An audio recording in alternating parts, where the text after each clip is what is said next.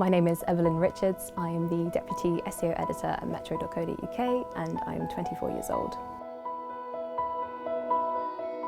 I got into journalism probably the same way as most people. When I was at university, I joined the university newspaper. I joined it because all my friends were on it and I was promised that the socials were fairly legendary. I really quickly became hooked on it. I loved trying to find niche and original stories in my area. I realised that this is what I wanted to do going forwards as a career, but I didn't know where to start. I didn't have any contacts in the industry.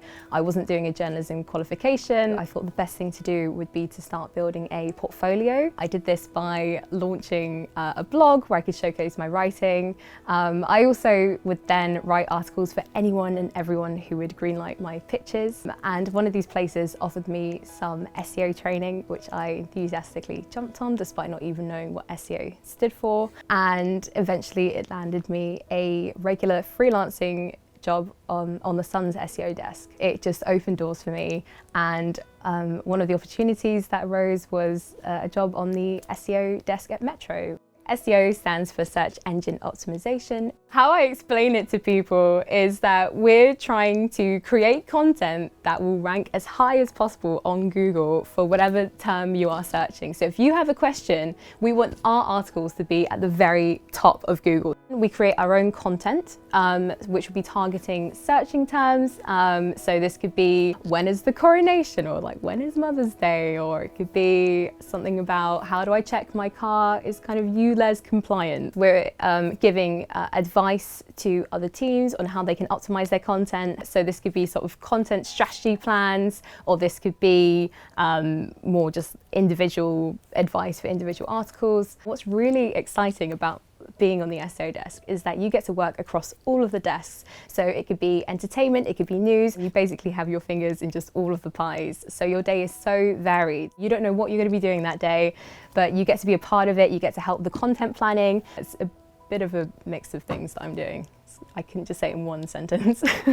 The story that I'm most proud of is actually probably the first one that I ever got published. I had just gotten back from Hong Kong in 2019. I was visiting family, and this was at the peak of all of the conflict going on between like the people and the police. And while I was over there, I just felt so moved by what I was seeing, and I got back to the UK and I felt really frustrated. There just wasn't a lot of coverage in the national papers, and I felt that people needed to know what was going on because it affected me, it affected my family. So I begged the newspaper editor to let me do a piece on it, doing a little expose, and fortunately he agreed and allowed for me to do an on-the-ground piece talking about my experiences and what I saw. And I just felt so proud that I got something out there that I felt really passionate about, and I felt that if even one person read it and learned about this thing they never knew about before and maybe were somehow moved by it and perhaps did something about it,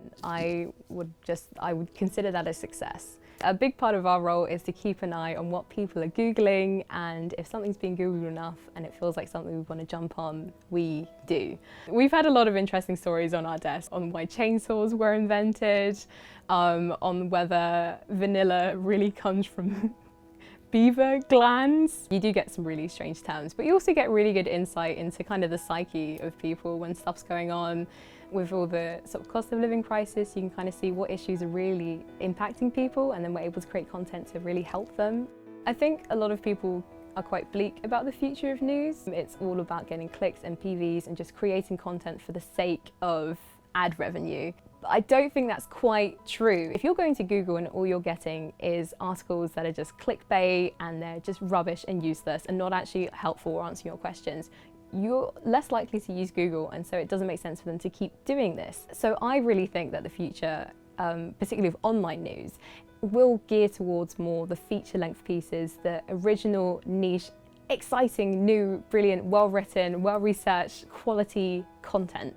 In 10 years' time, I'd like to still be in the industry. I think the SEO desk is a really exciting one to be on. As I said, you get to work across all the desks, you get your fingers in all the pies, and every day is so varied, and that will be the same now as it is in 10 years' time. The arts and culture, I'd really love the opportunity to be writing more about that one day in the future. I would tell any wannabe journalist, just Go for it. If you don't have any contacts in the industry, if you don't have a journalism qualification, that doesn't necessarily mean that you can't have a go at it. If you are a half decent writer and if you have something to say, then someone will take you on. If you keep pushing your pitches, someone will eventually take you. And if they don't take you, what's brilliant about the shift to online is that you can still put out your own content, whether that's on a blog or anything like that. Just get your voice out there and get your story out there. I don't have the actual qualification that a lot of people do, but I did find that actually learning on the job was also fine and is completely valid. It doesn't necessarily mean that the entire industry is inaccessible to you.